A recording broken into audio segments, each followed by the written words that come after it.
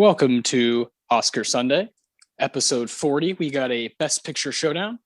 Connor, how you doing today? Pretty good. Little underwhelmed by today's offering, but the prep work was pretty good. Yeah, man. These are always special. You know, every fifth episode we kind of change it up a bit and take a Best Picture winner, and watch all the nominees for the Best Picture category. And in this case, it's Chariots of Fire, 1981. So we also have Atlantic City, On Golden Pond, Raiders of the Lost Ark, and Reds. We got to all of them, and definitely have a lot to say about all of them. It's going to be fun. We have awards to give out to Chariots of Fire, which is going to be a little bit difficult. This is your first time. This is your first time, right? Yeah, this is my first time with this film. I've never really been interested in it. It's a film about 1920s Olympic foot race. Okay. The only thing that's really stood the test of time is the music, which has become kind of synonymous with like victory. Vangelis's theme, we all know it. But apart from that, I didn't know what to expect. And it's really kind of like a poor man's English Rocky almost. Yeah. It for me, it definitely helps kick off like a really weird 80s Oscars, Best Picture run. There's just not a lot of interesting stuff there, as far as the winners go in the 80s, and Chariots of Fire definitely falls into that category. It's one of the more just kind of sloppy films that I've seen win Best Picture. Yeah. I've seen some movies that are boring that have won, or that just don't really, this is not my style, but they're fine. This one has some stuff there. Just the puzzle pieces are not put together well at all. For me, it really wastes a really good Holm performance, and he's kind of giving it his all. And there's a lot to say about what he's doing in this movie, but all for what, and the cinematography is super impressive at times. Like you mentioned, the score. All for what though? I just think as a film, as a 2-hour, piece of art, it just doesn't have a lot to say. And that's frustrating coming from a Best Picture winner. It's one thing if it's just a stylized movie that has an interesting score and you're not expecting these things, but when it wins Best Picture, you're hoping for something a little bit deeper. Well, that and it's a true story, which is kind of unfortunate because I like when a true story has some meat on it and it's worth telling. But this one, what's the story here? I mean, English guys from different backgrounds win the Olympics. That's it. There's not really a lot of hardship in their lives or a lot of disbelief or why are these guys underdogs? None of that really comes up. It's just they wanted to race. They like racing. They joined the Olympics. They won. There's no conflict here. And yeah. We're just watching these guys kind of, win the whole time. We're not really. And that also, there's no focus. Who's our hero here? Who are we supposed to be rooting for? Why are we supposed to care about their story? I don't know. There's no driving force here. It's really, like you said, it's sloppy. Yes. And you mentioned how it's centered around two people, these two British guys winning at the 1924 Olympics. Okay, I would like to see you do something where we actually care about each of these individuals, not just be kind of lackadaisical, bouncing back and forth.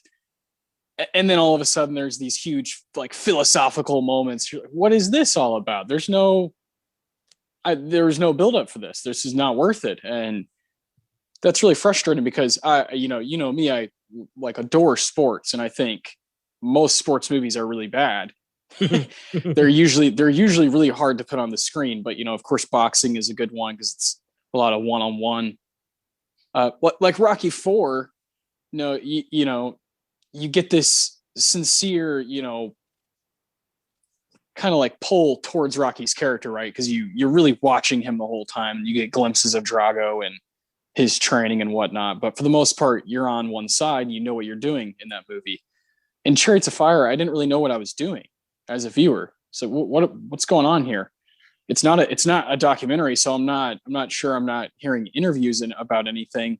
Yeah. I'm just watching a movie that has this weird pace and doesn't really know where to go within each guy, because one of them's Jewish, the other one's like a devout Christian, and it's like, okay, well, let's hone in on some of those things and make this a more interesting movie. I don't know. Well, it really does kind of just tell us like this guy's Jewish, so obviously he's different. Like they don't give us anything to work with there. They just tell us like he's Jewish and no one else is, so clearly he's the underdog. Like why? There's no how would that impede his racing ability? Like where's the it's I don't know what I think it really just comes down to there was no reason to tell this story. There was no like cinematically, it just doesn't work.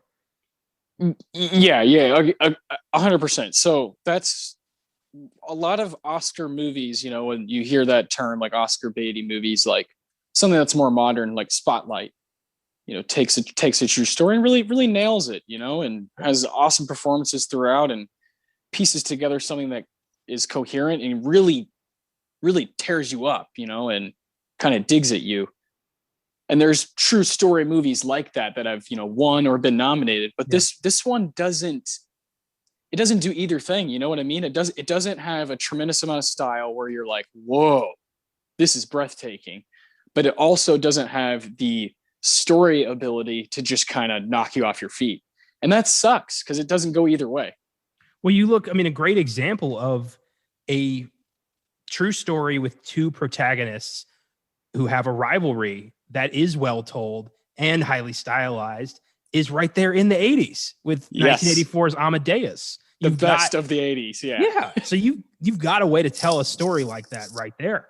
So maybe it is, inexperienced filmmakers or just, I don't know, but something is missing from this film because it is possible to do a story with multiple protagonists, in this same vein and have it work. We've seen it done. Yeah, of course. Yeah. Milos Forman, Amadeus is just spectacular. Always good to shout that one out. I love talking about the 80s. Definitely love talking about random 80s movies more than Oscar 80s movies. Yeah. You and I are, crazy into, like the Carpenter films, like The Thing, and, of course, 1981. It'd be silly to not mention Escape from New York. Just a special movie, and one you look back, these movies are 40 years old now this year, and just has stood the test of time, hand over fist, over and over. Adore that movie. We got to do a really fun episode on that over on Filmgazm quite a ways back now. So much fun. I adore that movie and wish it had a bunch of Oscar nominations, of course. That's the thing about the 80s is I think that throughout the decades, the years, 1980 to 1989, the wrong movies were nominated and the wrong movies won. That is a consistent pattern throughout the decade. And that's a damn shame. And, we'll talk about some of that today with the 81 or the 82 Oscars. But yeah. It's just an ongoing theme I noticed in the 80s that like the films that have become iconic and lasted have almost zero Academy attention. It's kind of interesting. It's super interesting. And also interesting is a lot of the individuals here involved with Chariots of Fire. Like this is kind of it for them as far as the Oscars go. There's, we've done episodes where, not too long ago we did Fargo, where it's like Frances McDormand, the Coens, and all these people you go down the line are Roger Deakins are all multiple Oscar nominated people. And here it's kind of, this is the one. This is the one for Ian Holm. This is the one for Hugh Hudson. This is the one for Colin Wayland. This is Chariots of Fire is it for them. It won 4 Oscars at the 54th Academy Awards. So is there anything to you, if you look at them, from a big picture, the Chariots of Fire nominations, are there any that just kind of jump out as like, nah, that doesn't feel right? because it's got a total of 7 nominations and 4 wins. So what do you think? I think this absolutely should never have even touched the screenplay category. Yeah, no kidding. That's its worst attribute. And it won. Yeah, and it won that shit. Yeah. Can't believe that. This movie has almost no story. We're just meandering for 2+ hours, I think. It felt like 2+ hours. How long is this movie? 2 hours 5. Good. Yeah. But where's the beef? There's no point. After 2 hours, I felt I still knew nothing about these guys or why I should have cared about their story. No screenplay nod at all. Yeah, the screenplay pops like 4 or 5 times, and that's about it through the whole 2 hours. And yeah, definitely not shouldn't have got the dub there. For Ian Holm, this is his only nomination ever. He was up for Best Supporting Actor here. No. Man, this guy's a legend. And for you and I, we're obviously big fans of someone who's involved in Alien and then Lord of the Rings, to be able to kind of touch those two things over a 20-year span. Yeah, you're going to kind of win us over. Well, I don't see why his supporting actor nod should be for Alien. He was incredible in that brief, we didn't see Ash very often, but the parts we did get were fucking fantastic. He kind of blends into the background of Chariots of Fire. I didn't really see his performance as Oscar worthy really at all. I really liked him in this movie.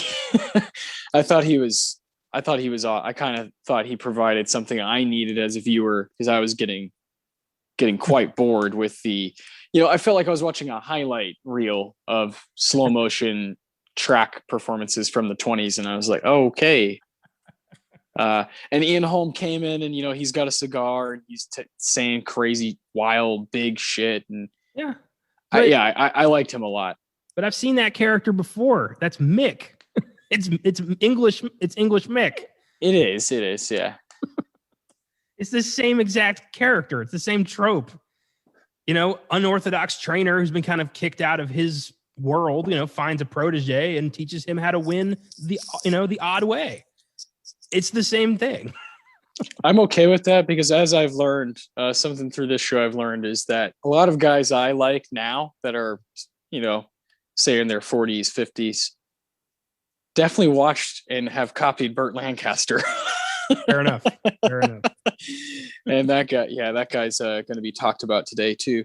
He's clearly I had no idea the influence he had on performers, a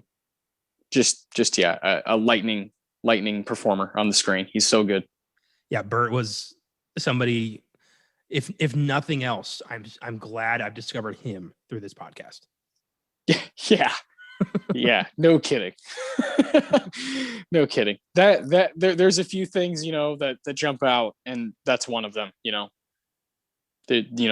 finding certain films, but he's someone who's come up a few times, and each time it's very pleasant. Oh yeah, he's the man. He's become one of my favorite guys of that half of the 20th century. And even in his later years, he was still killing it. So fantastic. Yeah, wonderful stuff. Well, 54th Academy Awards, we obviously did some homework, so we can really look at some stuff here. We're going to look at all 7 nominations properly. Where would you like to begin? Let's start at the bottom like we usually do. Best film editing. Let's do it. Terry Rawlings. Yes, indeed. So we have Chariots of Fire, The French Lieutenant's Woman, On Golden Pond, Reds, and the winner, Raiders of the Lost Ark. Raiders. 5 wins at this show. That's the most of this show altogether. Oh, yeah. That's great. I love, when a classic, like a timeless classic like Raiders has some Oscar love. It's always good.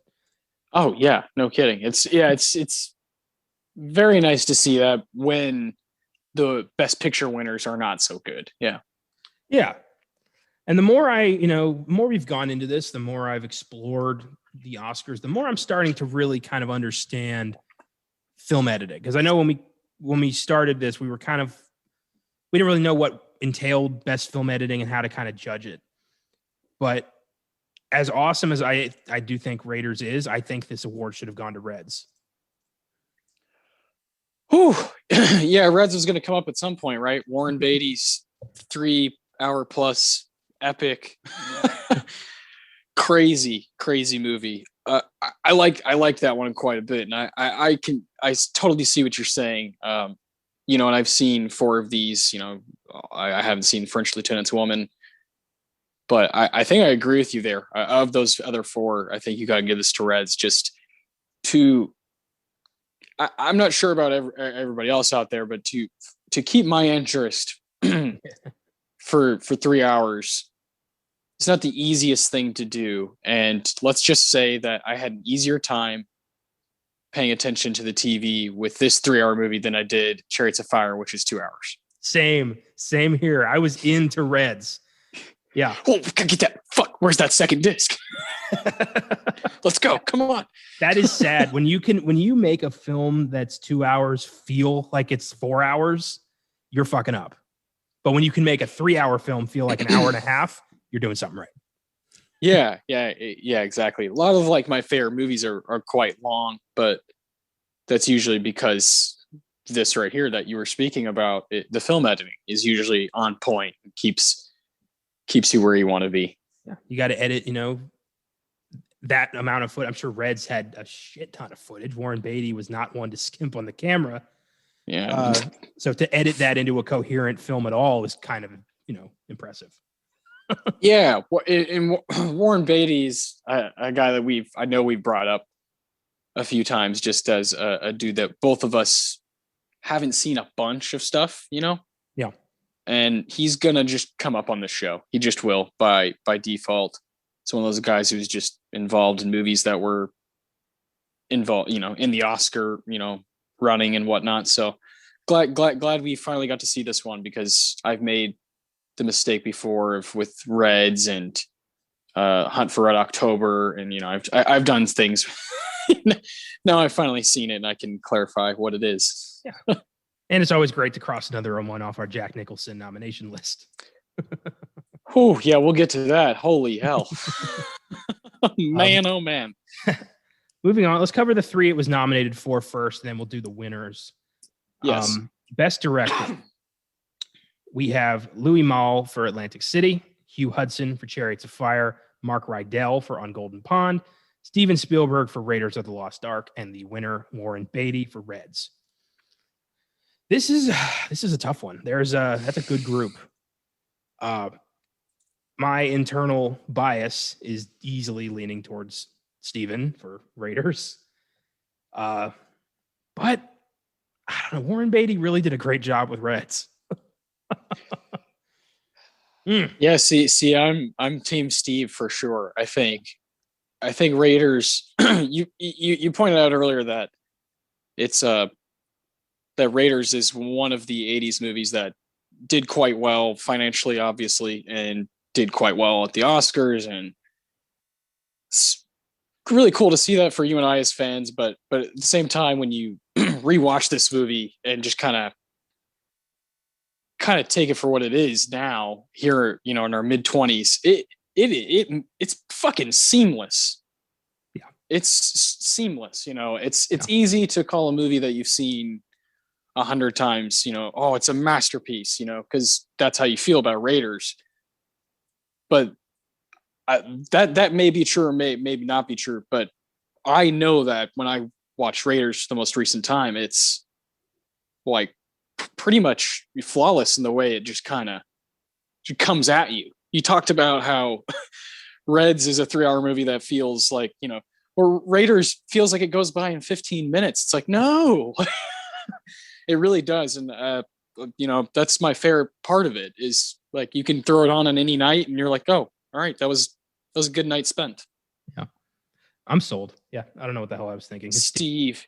No, you were thinking Warren Beatty went the distance and did both at the same time for a 3-hour epic. There's an argument also for my man Louis for Atlantic City. That's just that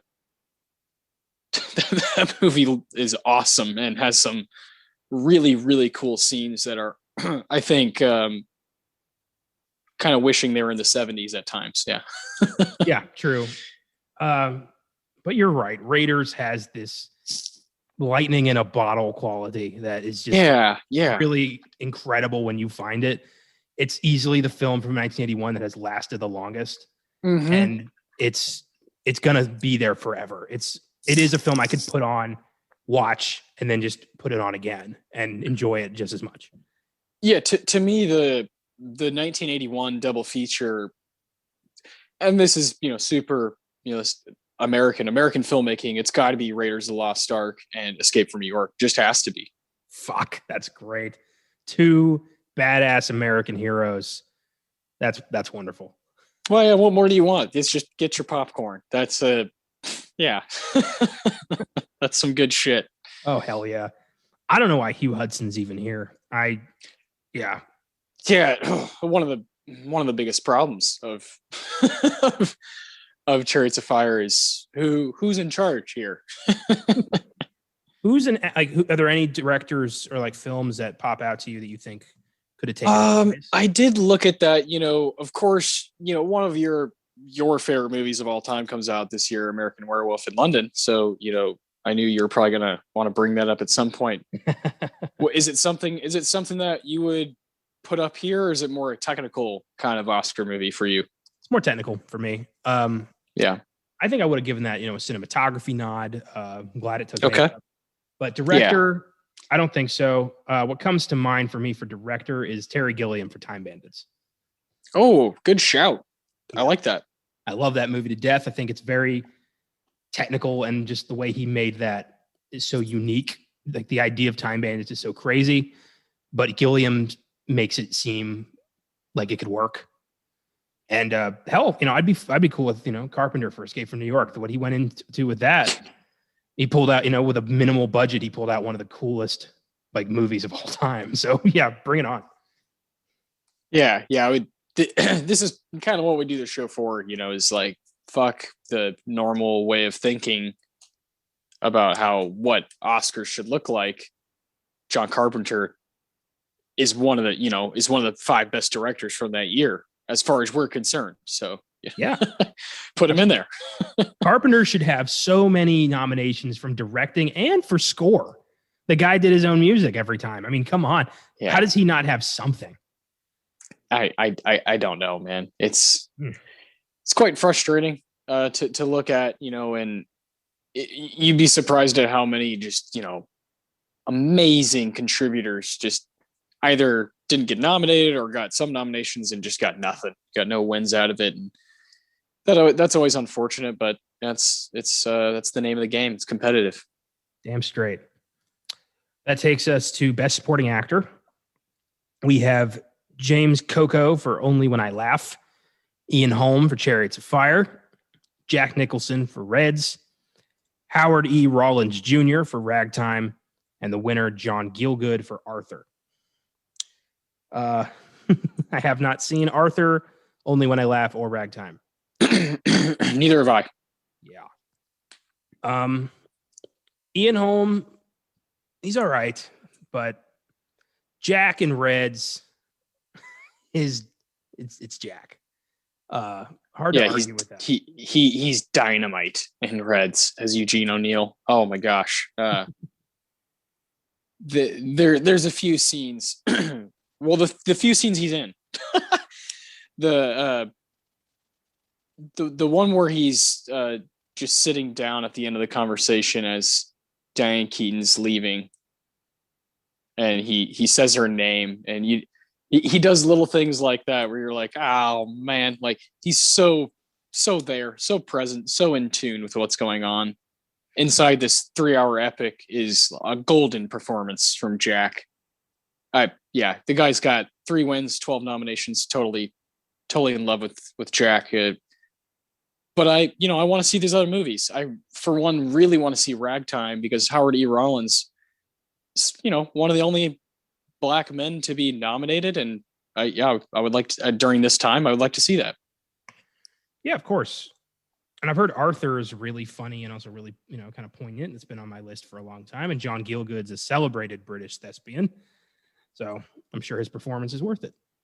Yes, I would love to see that one. You got Dudley Moore. Yeah, so yeah, I'd like to see Arthur. I would throw in Paul Freeman for Raiders of the Lost Ark. You know, Belloc. Give him some love. Oh, I like that. I like that shout. What do you think? What do you think about Best Actress? Best. I don't know. No. What do you think about this group that we have? Oh, I thought you were throwing out Karen Allen. No, not quite. That's a crazy group. Insane group. Yeah. To see, kind of the two greatest actresses in Oscar history compete against one another is pretty insane. Yeah, talk about just meeting of the minds. Katharine Hepburn and Meryl Streep. Woof. Hepburn took home her 4th Oscar. Unbelievable. Crazy. So that would be 1933. She won. What was that for? I'm looking them up right now. No. What I know she won back to back, 1967, 1968. And what was the first one? 1954, I don't know. I feel like it was early. It was 1934. Morning 34. Glory. Okay. 54, 34. Yeah, okay. And then 67, 68, she wins Guess Who's Coming to Dinner and Lion in Winter. And then right here on Golden Pond, she's got the most wins ever. I don't really see how anybody's going to catch her. No, I mean, that would be. Are there any actresses working today who you think have the possibility, could do that, could catch up? Frances McDormand, if she wins this year, she would have to win this year, I think. And then at some point, because then she would have 3. Mm-hmm. And then at some point, in the next, 10, 15 years, get another one. It's possible, but I would think that Nomadland would have to be a win. Yeah, and as we saw with the Globes, that's not a sure thing anymore. Yeah, we'll see, man. It's gonna be a really interesting show come April 25th. I'm really excited. I think, and I know this is weird because she played Katharine Hepburn, but I think Cate Blanchett has the ability. I don't think she's done with Oscar wins. Neither do I. That's a good shout. Mm-hmm. She's got 2 so far. That's a really good shout. She's got a lot of nominations. I think she's got possibilities. We'll see. You know who else has a chance is Saoirse Ronan. She's got 4 nominations already, no wins, but she's like 26. So yeah, I mean, Katharine Hepburn. Look at that gap, 34 to 67. So, and then she got 3. So who knows? I mean, this is crazy. Yeah, unbelievable. Yeah, it's cool stuff to look at. And then and we're Meryl Streep is the other one. She's got 3 wins and 21 nominations altogether. So yeah, those are the 2 titans. They're kind of the most decorated people. It's cool to see 2 women as the most decorated of all time. Oh yeah, absolutely. Let's go into Chariots of Fire's other their wins. Its wins. Best original score. We have Dragon Slayer by Alex North, On Golden Pond by Dave Grusin, Ragtime by Randy Newman, Raiders of the Lost Ark by John Williams, and the winner, Chariots of Fire by Vangelis. I think he did the music for Blade Runner as well. Mm-hmm. Got this weird techno. A year later, yeah. Is it just me or did the techno kind of theme of the music not mesh with this film at all? No. Oh man. I had so many thoughts pouring out of me that I kind of got scattered as I was watching the movie because there's occasionally something there with this score and you're watching an 80s movie, but it's like, oh, it's in the 20s. It's kind of an interesting take if you do it right. But when you just constantly do it like a music video where it's slow motion, these guys are stretching, it gets redundant. I think if they showed like a couple flashes of that, maybe once or twice in the movie, then it would be like, it would kind of jolt you for a second. You'd be like, whoa, what is that? But for it to kind of be the thing that's pacing the movie, which is something that's already sloppy, just doesn't make a whole lot of sense. As you get into it, you're like, I don't know. It's a good score on its own. It's a fine score. But with this movie, there were times where I just felt it was so cheesy and so gimmicky. But you think that's because we've heard it so many times now? The theme, I'm cool with. I'm fine with a theme. I'm more talking about just the meat of the movie. There were too many moments where I was like, oh right, like we're just gonna do this again and have a slow motion race again and again. And then we're going to listen to a couple old British guys talk again. You talked about faces being being boring. This one was boring. I think the biggest question going through my head when I looked at these is how in the hell this Chariots defeat one of the most iconic film scores of all time in Raiders of the Lost Ark. John Williams. Yeah. The fact he didn't win gold for this is criminal. Raiders is one of his masterpieces, and that is saying something considering the films that Williams has scored. So I think Raiders should have taken this 100%. Yeah, man. Yeah, I really think so. I got to see Dragon Slayer. I got to see Ragtime. Randy Newman. Got to see that. But it's hard to believe that J-Dub wouldn't win this one. J-Dub. John Williams, baby. Is he the most decorated person in Oscar history? I guess I think he's got like 50 something nominations. Yeah, he's got to be. With those categories, it's so different because you just got a certain amount of guys that are working within like these sort of movies, and John Williams just worked on so many huge movies, and just going to be nominated over and over again. Yeah, it's fantastic. He's still racking them up. Yep. Best costume design. We got The French Lieutenant's Woman, Pennies from Heaven, Ragtime, Reds, and the winner, Chariots of Fire. No. I have not seen 3 of these films, but I have seen a film that has vastly superior costume design, and that is Reds.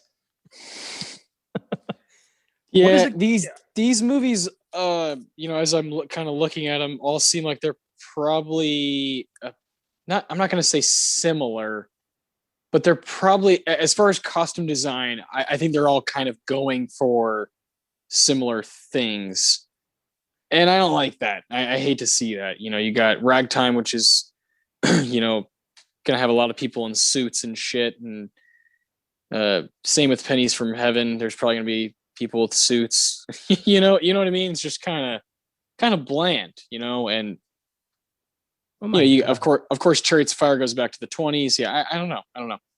All of these films are in the 20s or 30s. Yeah, that's what I'm kind of seeing. I don't know.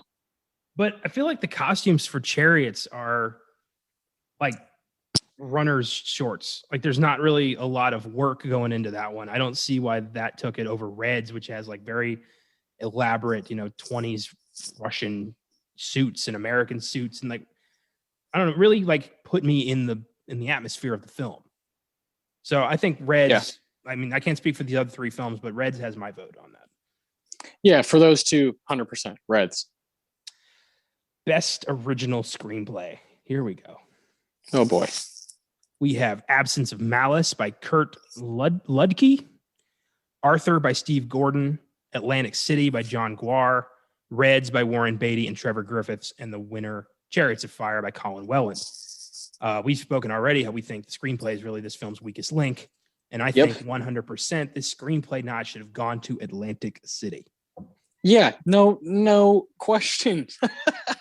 Atlantic City is exactly what you want out of like a kind of a crime thriller. You got the stakes are exactly where you want them to be. Not too high, not too low.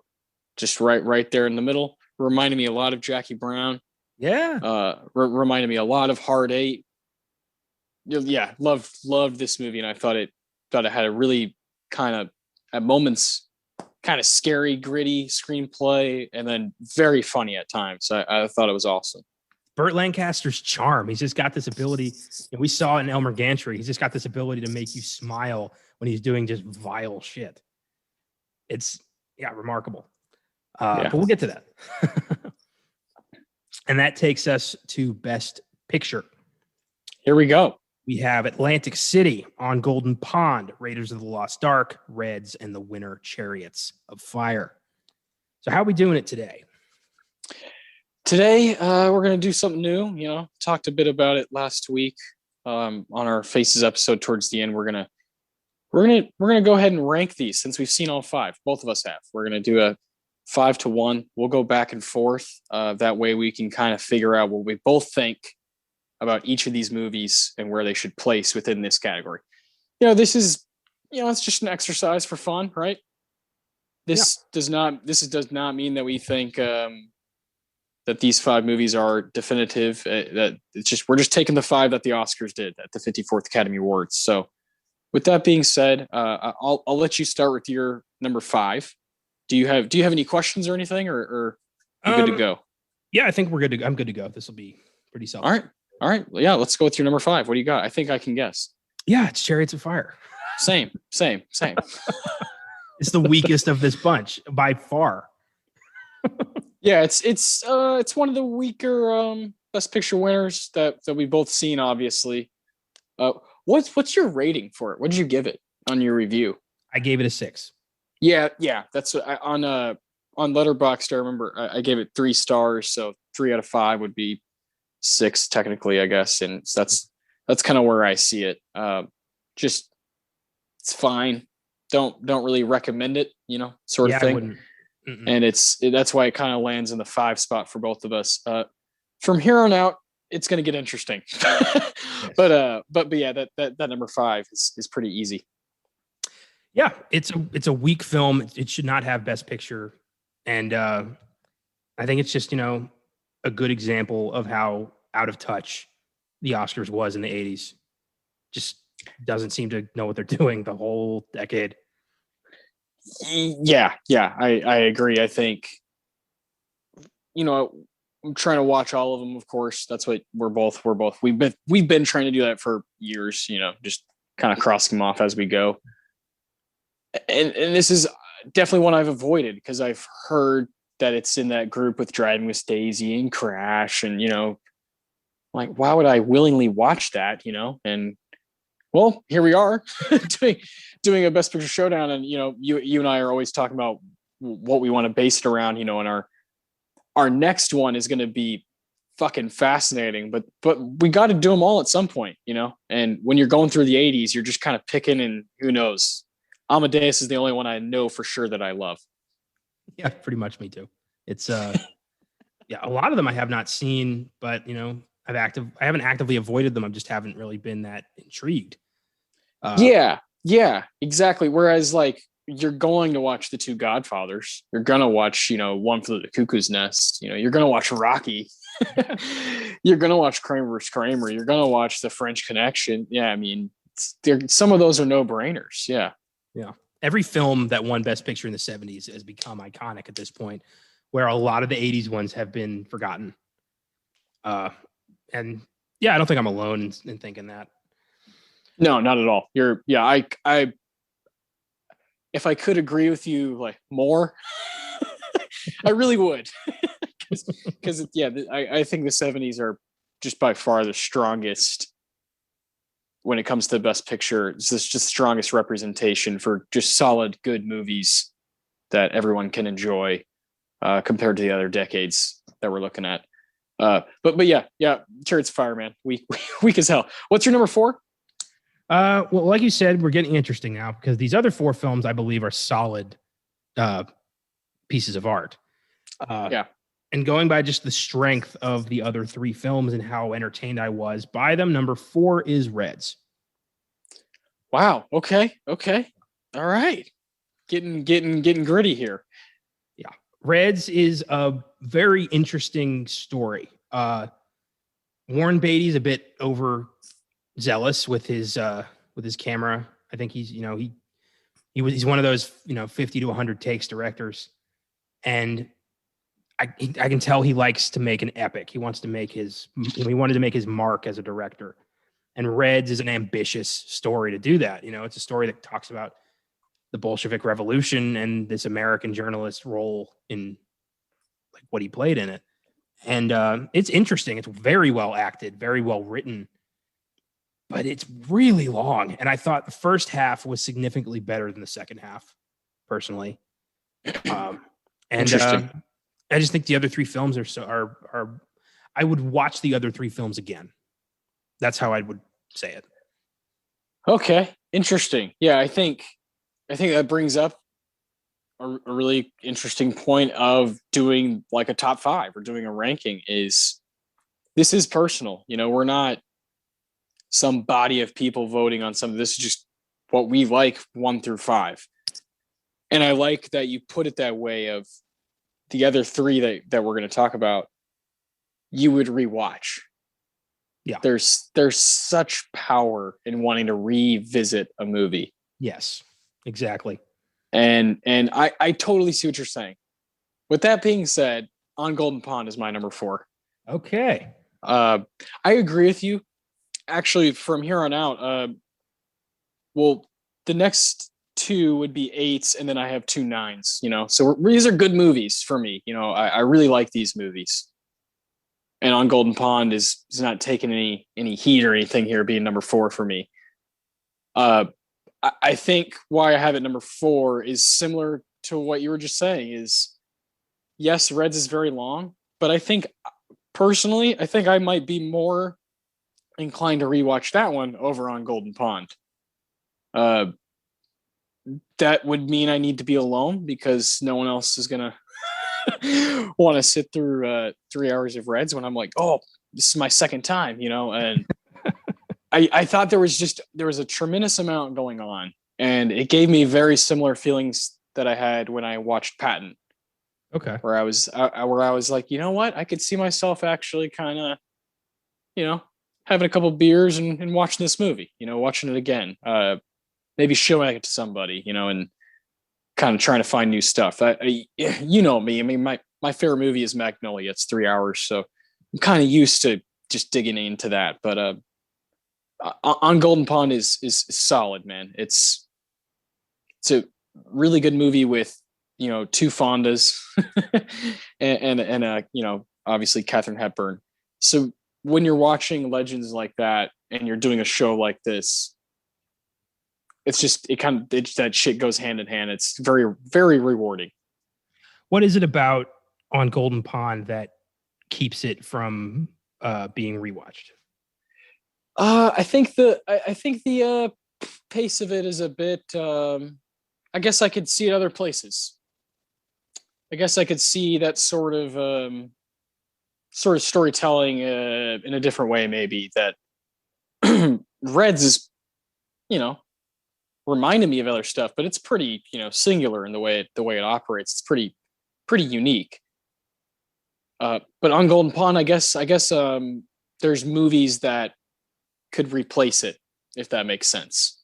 Yeah, I see what you're saying. But I do like it a lot, man. It's kind of, maybe next week you ask me, I might say something different. Yeah. It's tough. Well, makes sense. Like you said, it's all subjective. Yeah. My number 3 is Atlantic City. Very nice. Very nice. Yeah. This was the first film I watched for this episode a few weeks ago. And I love Bert. Bert Lancaster can make anything wildly entertaining. And I noticed that if you kind of view Atlantic City as like a spiritual sequel to Elmer Gantry, it becomes something so much more special, where you think like, this is Elmer Gantry after he retired and got involved in the mob and moved to Atlantic City, still up to his old tricks, but not able to, do it anymore. He's playing basically the same guy.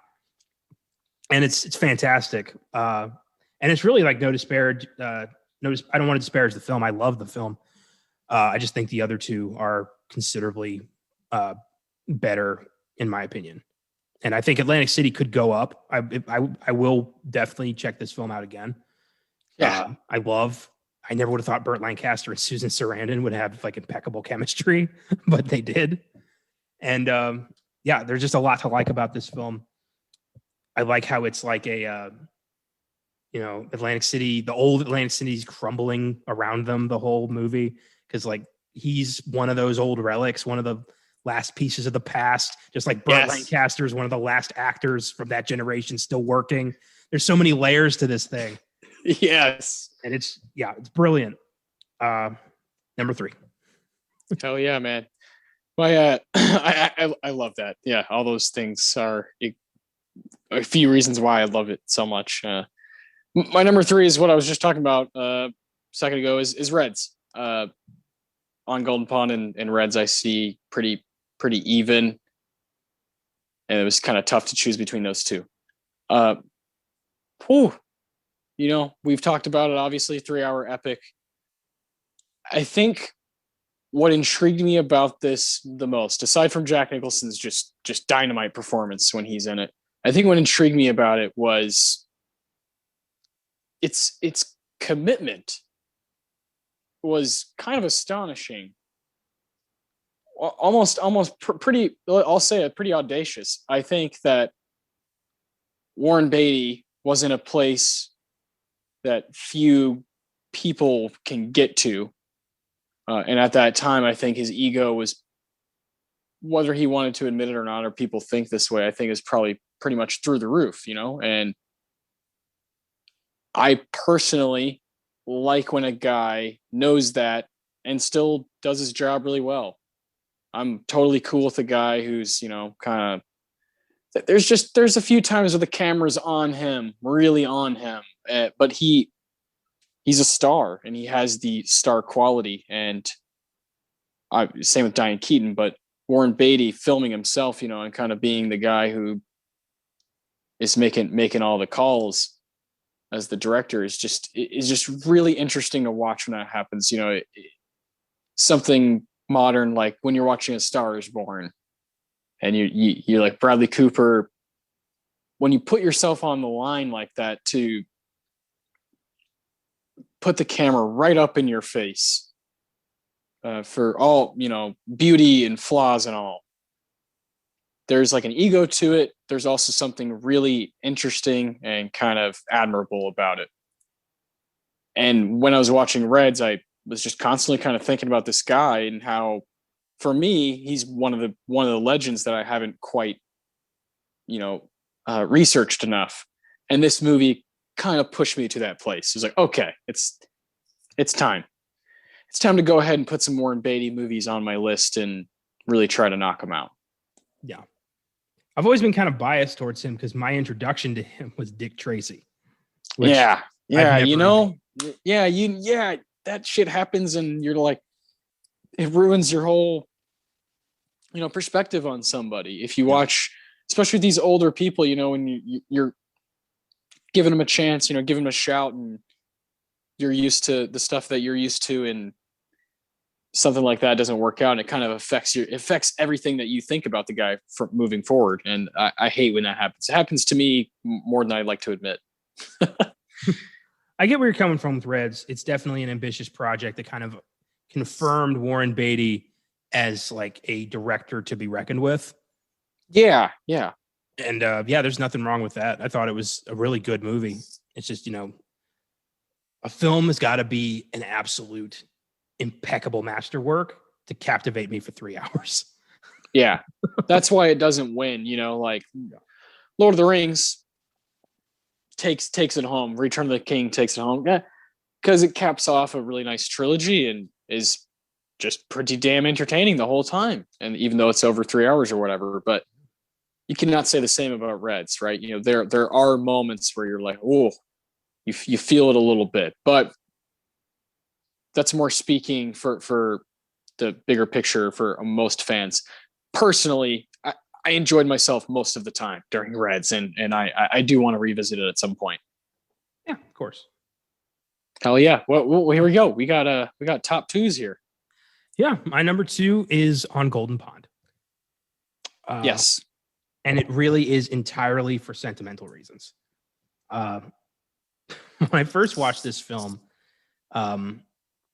Henry Fonda and Katharine Hepburn reminded me so much of my own grandparents that it brought tears to my eyes and made me think about them. And now this movie has an emotional connection to my family. So every time I watch this film, I feel that emotional connection, and it's really hard to shake off.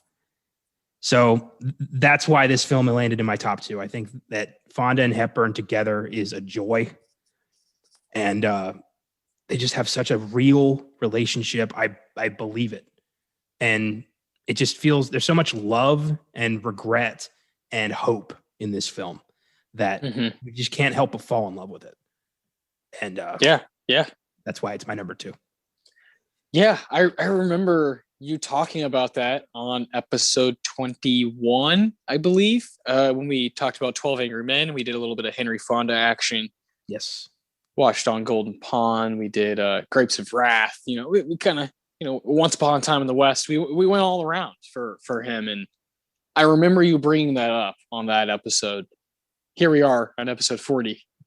And you got to you know, reminisce and talk about it again. And I love that. I love that you have that personal connection to that movie. And I know you're number 1. Obviously we all know what it is, but I think you have a personal connection to that one too.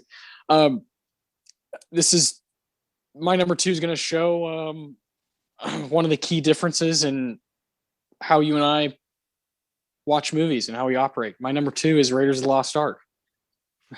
I was not expecting that.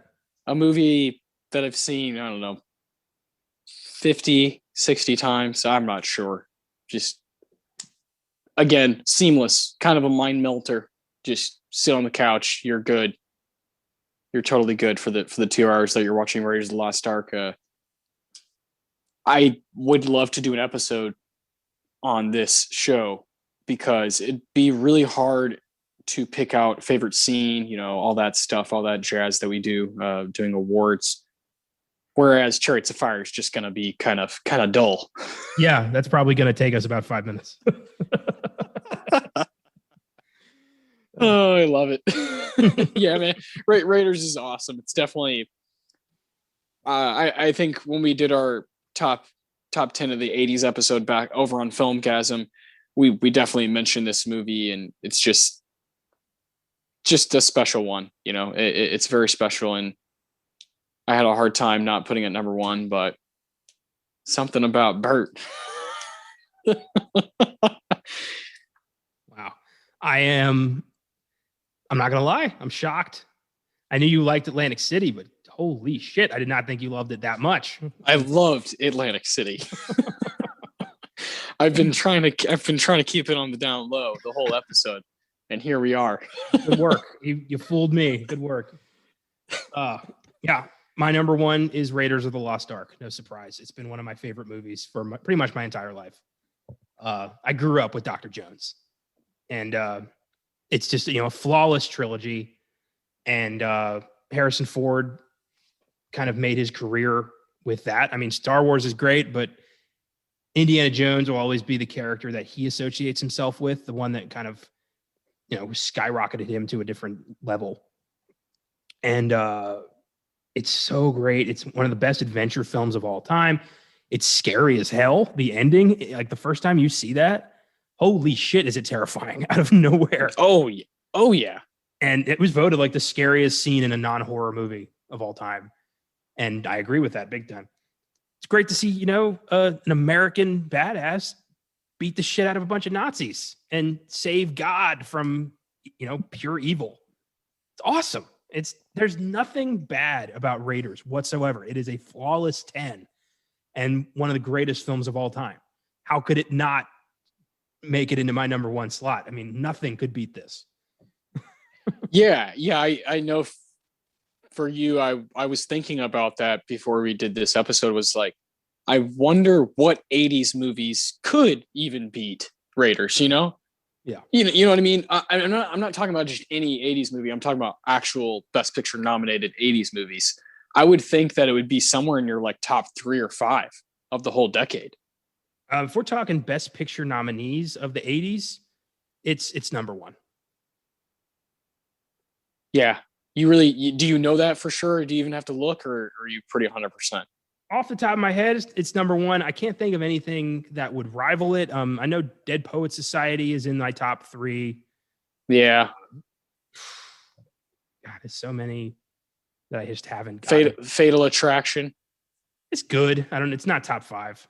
Yeah, no, it's just an interesting thought I had. I was like, I bet this is high up there for the whole decade. Yeah, I'm gonna do a quick skim. Oh, go for it, man. While I tell you why Atlantic City real quick is my number one.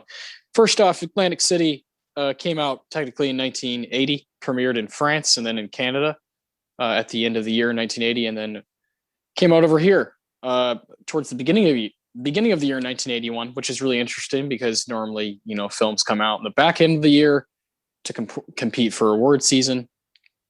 Atlantic City just, I guess, kind of got an audience. It didn't make a whole lot of money in the box office, but it just kind of gained this, this crowd, and you understand it when you watch it.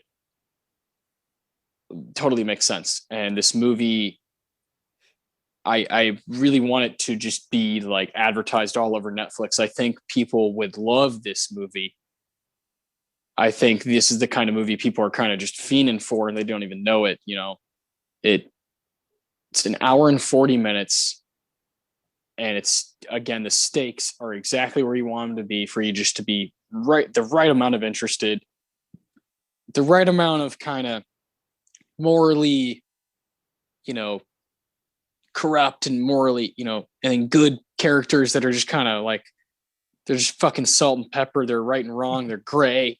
I love this movie. This is my first time watching it, but I've heard so many things about it. Heard so many people just kind of say funky things about it, like, oh, this random part, this random part. And I was like, man, I gotta see Atlantic City. I gotta see what's going on with those lemons. I gotta see what's going on with this, this weird guy who's just trying to sell coke, and and when I'm watching that particular character, and he's $2,000, $4,000. I was like, oh man, $4,000 is exactly where I want to be. That's the right amount of money I want to care about. And that's the kind of shit I like, just love in movies, like, just kind of crime movies like this that are just operating on a, kind of low budget, $7 million here, and just my kind of movie, man. And I didn't know I was going to be taken aback by it like I was, and I really do, have to give it up to Bert Lancaster. He's playing one of the most complex characters that I've ever seen without going to any of the subplots of his life that you're like, oh my God, he's as interesting as Mike Ehrmantraut from Breaking Bad. Like, this guy, I want to know. I want a prequel. I want to know. I want to know what's going on with this guy. And I'm going to watch this movie. I'm going to buy it. First off, I'm definitely going to buy this movie. It blew me away. So I definitely wish it would have won Best Picture. And it's definitely my personal favorite movie of this bunch. And, it's really hard to compare to something like Raiders that I've seen so many damn times. Yeah. But this film is just kind of right up my alley. Right on.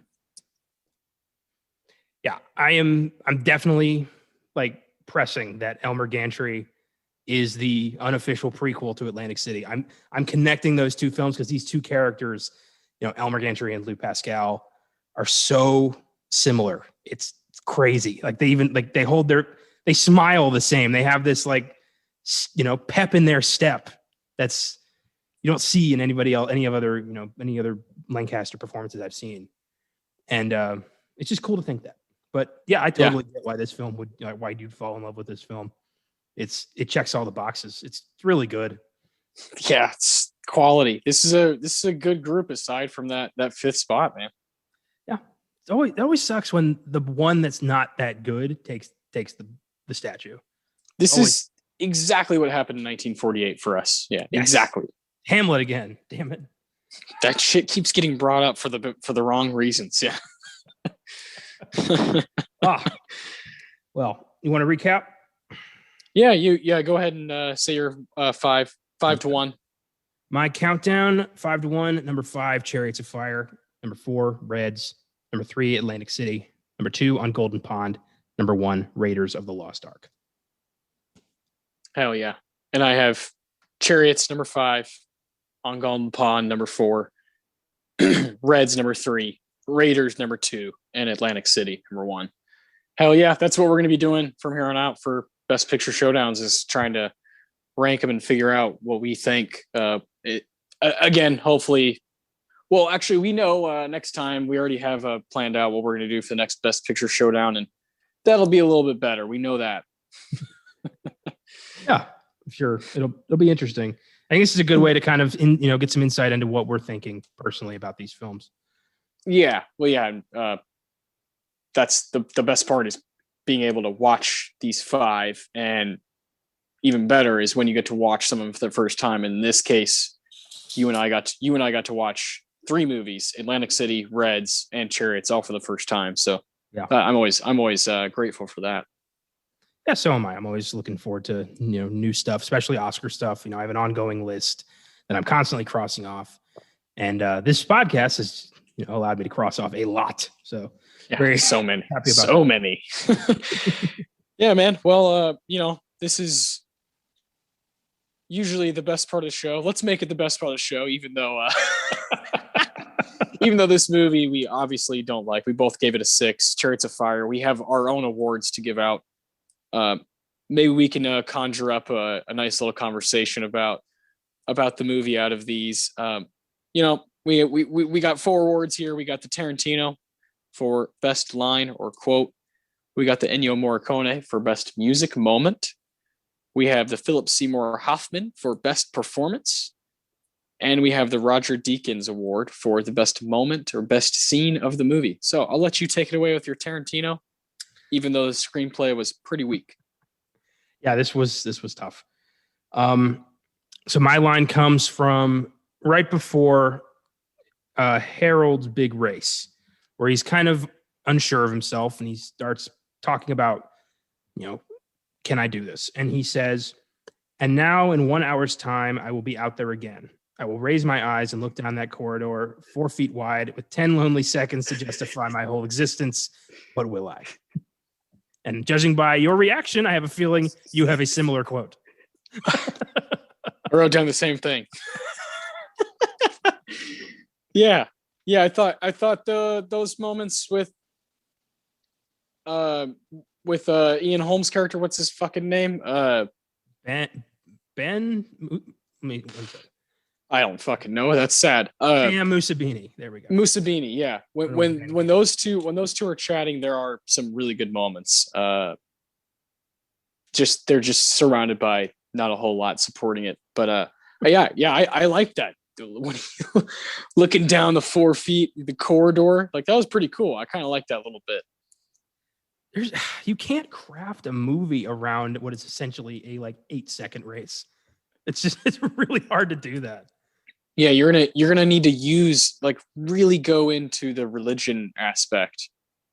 You gotta really go into that and what their livelihood was like, and they're just kind of lazy with it. Yeah, you got to explore who they are as people, or else we don't care. Yeah, and they kind of did that with the Christian guy, but Harold kind of just got swept away and was like, he's Jewish, so therefore he's different. You got that, audience? And yeah, he just ran with it. Well, music. That's great. Has that ever happened where we had the exact same Tarantino? We've had, of course, the same PSH. I'm sure. I think we've had a couple of the same Deakins. We might have once or twice. I can't recall. I'm gonna say probably. I have a feeling it's happened before. Yeah, we've been doing these awards for over half the episodes now, and I'm sure it's happened at some point. I just can't remember. No. Funnily enough, it started with Hamlet. Yeah, no, I know, man. Isn't that great? That episode's just always going to get brought up. Yeah. So, what is your Morricone? My Morricone is obviously we talked about the score. It's the kind of intense, eerie piece of score before the final race.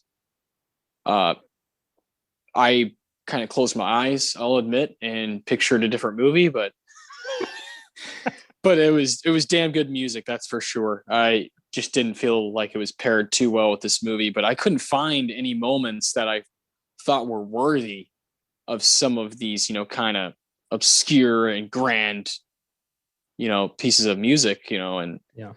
When you're talking about the theme song, it's like there's just not enough there to kind of justify it for me. Yeah, I get it, man. I took the easy road and picked the first time we really hear the Vangelis score in the opening when they're running on the beach for some reason. Dun, dun, dun. Because that's it. The rest of the score is incredibly underwhelming to me. I don't see it. Totally understand. The intro is cool when you're looking at their feet on the ground. Yeah. But then when you go up to those phony ass uniforms, you're like, oh man, never mind. These guys just look lame, Best costume design winner. Yeah, lame. I couldn't believe they didn't play that part of the score during the actual fucking race. I thought that's what was gonna that's why that score exists. That's why we keep hearing it during sports moments in films and stuff like that, like moments of great victory. Because they played it in this movie, but they didn't play it in the right part. I was like, what? No, it's just for the title card there. That's it. Oh, this movie's a mess. Yeah, it is. Lots of bad decisions. Yeah. Yes. I love it. We got the PSH. No one here really deserves this award. We'll be clear about that. This is a participation trophy. Yeah. Go ahead. I have Ben Cross as Harold Abrahams. Fair enough. Fair enough. Yeah, fair. He did the best he could with a very underdeveloped character. Yep. And I thought he was good. I thought he stood out in some scenes, especially the scene I picked for my Tarantino. You feel a lot of hesitation and a lack of faith in himself, and I thought Ben Cross pulled that off really well. But really, just I don't want to give anyone the statue here. I kind of just want to be like, you all no sale, but I can't. Yeah, this is what we do. We choose a film to base it around. The episode, and we got to give awards to it. Yeah. And we knew, we haven't seen this movie. We knew it could get dangerous. I was biased. Went with Ian Holm. Yeah. Again, there's a few moments where he's like smoking the cigar and just kind of shooting the shit, and I'm in. I'm in because I just really, really like him. I think he just brings something totally original to the screen that, it's his own presence, and I love that. He's always reminded me of like Steve Buscemi, guys like that just have their own presence. And I really, really like Ian Holm, and in this movie he has a couple scenes with your guy that I think are kind of cool. But aside from that, man, it's just slim pickings. And yeah, there's no one really here that kind of jumps out and reaches out for that award. That's for sure. Yep, damn shame. But yeah, well, we got one more. We got one more award here. This could be kind of interesting. Maybe we'll see what you got. Well, there's not a lot of scenes in this film that stand out either. There's nothing that really pops out as like, wow, that was amazing. No, not at all. That's why I'm interested. Yeah. The scene I have, just because of all the work that went into trying to make this character happen. It's the scene where the Prince of Wales shows up to convince Little to run on the Sabbath. But even the Prince of Wales can't break this guy's faith. And everyone around him is like, dude, just break your faith. Like, don't you care about your country? And he's like, yes, but I care about God more, and you can't shake that. And to stand up to a guy who's going to be the King of England is, that takes some sack. And I was like, all right, good on you. So yeah, that's what I went with. I like that. Yeah. Little is like, God made me for a purpose, but he also made me fast. Yeah. But also, he does not roll on Shabbos in his own way. Yeah. No, I will not run on Sunday. Yeah. That part is explored a little bit. I wish they go a little bit deeper, a little bit grittier. And I wish, our other main character got the same amount of screen time as far as all that stuff goes. Yeah. That's, I saw that, and it was definitely in the running for me. This is going to bring up something interesting. I think with sports movies, my deacons, this one scene between Mussolini and Harold, it's actually a little bit earlier. It's about halfway through the movie. He's showing him pictures of other athletes. Oh yeah. And he's like, and Ian Holm, pretty cool scene. He's like, when you're in your sleep, you need to be dreaming about them. Like these, think about them. And Little is one of them, one of the guys. It's like 3 different athletes, and just kind of showing them on the projector. And there's a couple of really cool shots, and Harold is just kind of saying their names, and he's kind of saying them like under his breath, and that is one of like the coolest things you can do in a not just sports movies, but more so one-on-one movies. So I'll bring up a movie like Whiplash here. When you have, like teacher and student kind of you battling, there's so much power, so much cinematic power in it. In this movie, I would prefer to see a movie maybe not just from Harold's perspective, maybe that's wrong, but from his perspective, if I could see a movie about him and his training and how it can just kind of drive you mad. I feel like this movie flirted with that, but never really went there. And I think that's the power of what, sports or music or movies that kind of have that one-on-one, I want to make you better. It has serious power. And they usually fail. That's why a Whiplash stands out so much, because they usually fucking fail. They usually don't work. Another one that stands out that's another kind of more recent one is like There Will Be Blood, when you have Daniel Day-Lewis and Paul Dano kind of going at each other, and you have the master who's just kind of like, fuck you, or the master, Philip Seymour Hoffman and Joaquin Phoenix. I love when that happens in the right way, where you have 2 guys kind of battling it out, but they also want to get something out of the other person. And with this movie specifically, I was like, oh shit, there's something there. And that's where the fucking wild score could come in if you just showed scenes of this guy just training. And I don't know, I thought there was a movie there. And that's where my mind went with this. And that's why it was my favorite scene.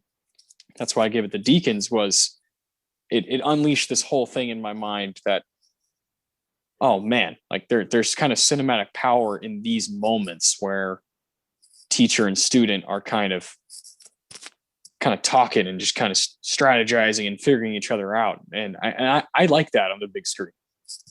Yeah, I think, in the way you're describing it, there definitely could have been a much better solid film in there if you kind of explore the dark side of what they want and, what they're going to have to give up. There's not a lot of sacrifice in this film. With movies like this, they kind of, dance around something you've wanted your whole life. When you end up not having to really give up anything for that, to not at the end of it realize, like, I got what I wanted, but at what cost?